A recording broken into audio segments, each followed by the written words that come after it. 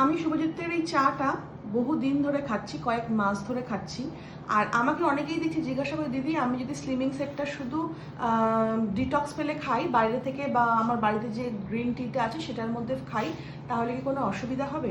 Actually জানো তো, একটা প্রবাদ বাক্য আছে, আমে দুধে মিশে গেল আর আটি গড়াগড়ি খেলো। তো অ্যাকচুয়ালি কি বলতো, আমের আর দুধের কাজ হচ্ছে একসাথে মিলে যাওয়া, আর আটির কাজ হচ্ছে গড়াগড়ি খাওয়া। শুভজিতের এই স্লিমিং সেটটার মধ্যে যে গ্রিন টি আছে, ডিটক্স রয়েছে আর ওমেগা, এটা হচ্ছে একটা কম্বো প্যাক।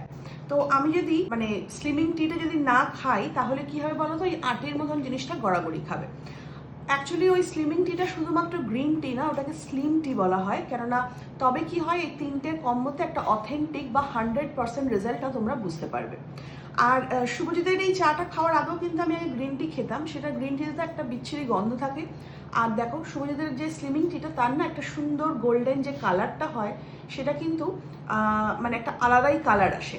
আর এর সাথে ডিটক্সের যে যুগল বন্দিটা, সেটা এই চায়ের গুণাগুণটাকে একদম 100% করে দেয়। মানে তোমরা কিন্তু রেজাল্টটাও 100%ই পাবে। কথাটা মাথায় রেখো। এবার তোমরা কি করবে না করবে সেটা তোমাদের ব্যাপার, তোমাদের অভিরুচি, সেখানে তো আমার বলার কিছু নেই।